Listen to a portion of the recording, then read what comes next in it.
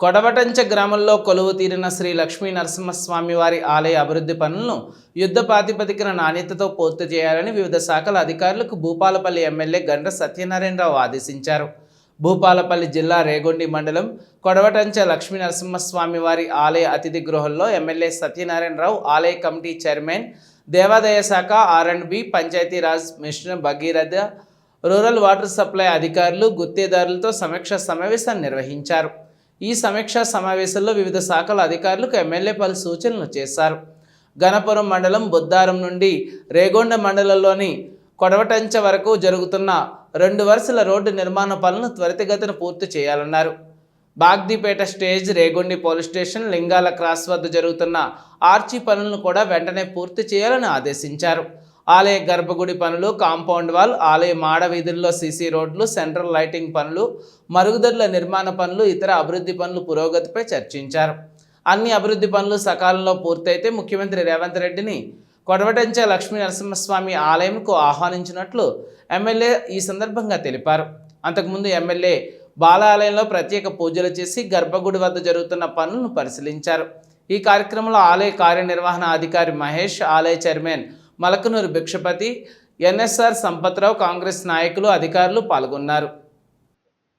దేవుని వడ్లు తీసి ఆ దేవుని వడ్లు అమ్మి ఆ దేవుని ఉండిలో వేసిన తర్వాతనే ప్రతి పంటను కూడా వాడుకునేటువంటి ఆనవాయితీ ప్రాంతంలో ఉంది. కనుక ఈరోజు ఈ లక్ష్మీ నరసింహస్వామి, కొడవటంచ లక్ష్మీ నరసింహస్వామి ఆలయం గౌరవ శ్రీ ముఖ్యమంత్రి రేవంత్ రెడ్డి గారు ఈ నియోజకవర్గ ప్రజల ఆశీర్వాదంతో నేను ఎమ్మెల్యేగా ఎన్నికైన తర్వాత వారిని ఎన్నికల ముందు కూడా ఈ దేవుని ఆశీర్వాదం తీసుకోండి, మీరు ముఖ్యమంత్రి అవుతారని చెప్పాం. వారు వచ్చారు, ఇక్కడి నుంచి పాదయాత్ర చేశారు. వారు ముఖ్యమంత్రి అయిన తర్వాత 12 కోట్ల రూపాయలు ఈ ఆలయానికి ఇవ్వడం జరిగింది. ఇంకా కూడా ఈరోజు ఇక్కడ ఉన్నటువంటి భక్తులు నిద్ర తీయటానికి, వాళ్ళ మొక్కుకున్నటువంటి 11 నిద్రలు, నెల 30 రోజుల నిద్రలు తీయటానికి గదులను కూడా మరి ఏర్పాటు చేస్తూ, వాళ్ళు ఏదైతే మొక్కులు తీర్చడానికి మరి కోడెలను, మేకపోతులను కట్టడం, ఎడ్ల బండ్లు, అదేవిధంగా మరి వాళ్ళ యొక్క బాణాలు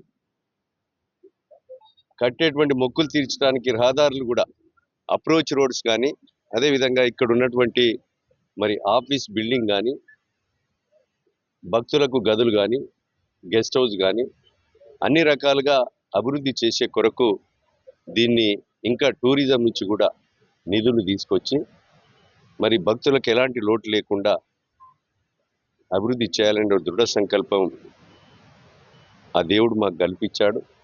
తప్పకుండా ఆ దిశలో పనిచేసి ఈ రాష్ట్రంలోనే ఒక మంచి దేవాలయంగా తీర్చిదిద్దాలనే ఒక దృఢ సంకల్పం మాలో ఉంది. దాన్ని తప్పకుండా ఆ దేవుని ఆశీర్వాదంతో, ఆ స్వామి సహకారంతో తప్పకుండా అభివృద్ధి చేస్తాం.